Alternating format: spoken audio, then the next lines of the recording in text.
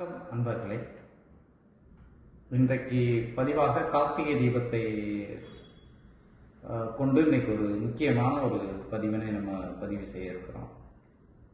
கார்த்திகை தீபத்துக்கு தீபம் போடுறாங்க இல்லையா, பல வகையான தீபங்கள், பல வகையான எண்ணெய்கள், பல விதமான விஷயங்களை வச்சு போடுறாங்க.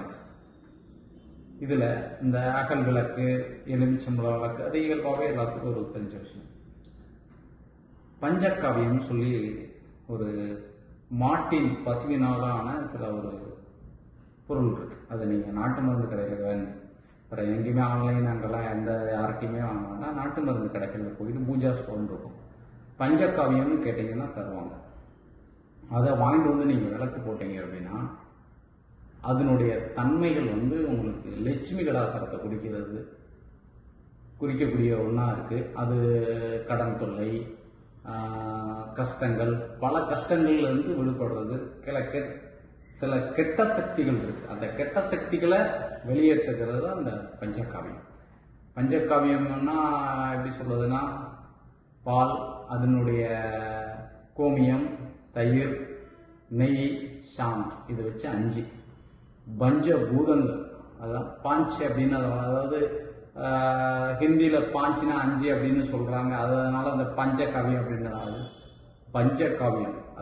அதனுடைய விளக்கம் எப்படி, அந்த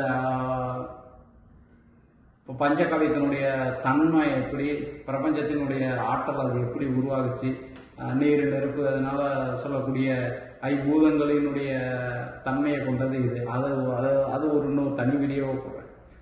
ஒரு லட்சுமி எப்படி நம்ம வீட்டுக்கு உள்ள, அதாவது பால் காய்ச்சுறாங்க, ஒரு புதுமண விழாவில் எப்படி ஒரு மாடை கொண்டு வராங்களோ, கொண்டு வந்து அந்த மாட்டினுள்ள அத்தனையும் அடக்கம், அதிலிருந்து பண்ணக்கூடிய ஒரு விஷயம் தான். இப்போ பால்னு எடுத்துக்கிட்டிங்கன்னா அதில் தயிர், மோர், வெண்ணெய் இதோட முடிச்சுருவாங்க. அந்த கோமியமும் அந்த சாணமும் அதுக்கு சம்மந்தம் இல்லை. ஆனால் இதில் அதுவும் சேருது, நெய்யும் சேருது, கோமியமும் சேருது, சாணமும் சேருது, தயிரும் சேருது, பாலும் சேருது. சேர்க்கப்பட்ட ஒன்று தான் பஞ்சகாவியம். இது பாஞ்ச் காவியம்னு இப்போ போட்டாங்க, அது கிடையாது. பஞ்சகாவியம்னு ஒரு முன்னோர்கள் பேர் வச்சுருக்காங்க. அதுக்கு இன்னும் அந்த பேர், அதனுடைய தன்மை, அது ஒவ்வொரு தயிருக்கு பிரபஞ்சத்தில் அதனுடைய என்னது, தயிரினுடைய தன்மை என்ன, நெருப்புனா என்ன, காற்றுனா என்ன, நீருனா அது எது அப்படிங்கிறத நான் உங்களுக்கு தெளிவாக ஒரு அடுத்த பதிவில் போடுறேன். இன்றைய பதிவு தீபத்தினுடைய, இது அகல் விளக்கு மாதிரி இருக்கும். இதில் நீங்கள் தீபம் ஏற்றலாம். தீபம் ஏற்றினா கொஞ்சம் நல்லா, அதுவும் சேர்ந்து எரியும். முடிஞ்ச அளவு தீப எண்ணெய்கள்னு எடுத்துட்டீங்கன்னா இயல்பாகவே நீங்கள் எந்த தீப எண்ணெய்கள் அது வரையில் அதுக்கு பவர், அதுக்கு பொறுத்தளவு ஆமணக்கு எண்ணெய்னு சொல்லக்கூடிய தீப விளக்கெண்ணெய் இருந்துச்சுன்னா எடுத்துக்கோங்க. விளக்கெண்ணெய்கள் இருக்கு, பிராண்டட் நான் சொல்லக்கூடாது. விளக்கெண்ணெய்கள் எடுத்துக்கலாம், இயல்பா எண்ணெய்கள் எடுத்துக்கலாம். நல்லெண்ணெய்ங்கிறது தேவையில்லை, நல்லெண்ணுடைய அம்சம் இதுக்கு தேவையில்லை. நல்லெண்ணெய் பெரும்பாலும், அதாவது நல்லெண்ணெய் வச்சு ஏற்றிட்டா என்ன அப்படிங்கிற அப்படிலாம் கிடையாது. அப்போ ஏற்றினாலும் ஒன்றும் பிரச்சனை இல்லை. ஆனால் முழுக்க முழுக்க இது கார்த்திகை தீபத்துக்கு முன்னாடி நம்மளுடைய கஷ்டங்கள் போகுது அப்படிங்கிற பூஜை ரூமில் ஒரு 1, 2 அதே மாதிரி 1 இல்லைன்னா ஒரு 1 இல்லைன்னா ஒரு 3 இந்த மாதிரி அடிப்படையில் ஏற்றினா பஞ்சகாவியம்னு சொல்லி நாட்டு மருந்து கடையில் கேளுங்க.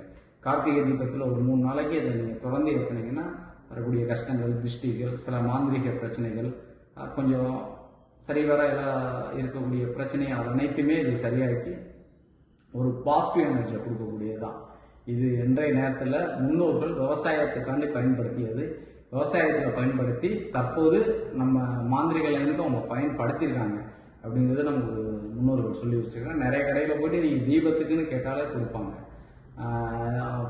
அது என்ன பிராண்டடு அப்படிலாம் கிடையாது. எந்த பிராண்டுனாலும் பஞ்சலோகம் அது பஞ்சகாவியம் எந்த ஒரு இதுலையுமே ஏமாற்றங்கள் இருக்காது. அது இயல்பானது தான். அதை வாங்கி தீபம் ஏற்றி கார்த்திகை தீபத்தை கொண்டாடுங்க. அந்த கார்த்திகை தீபத்தினுடைய அம்சம், முருகப்பெருமானுடைய அருள் கிடைக்கும். இந்த கார்த்திகை தீபத்தினுடைய ஆற்றல் மக்களை, பஞ்சகாவியம் நம்மளுடைய பஞ்சங்கள் அனைத்தும் போக்கும் என்பதே முன்னோர்களுடைய கருத்தாக சொல்லி இருக்கு. நன்றி, வணக்கம்.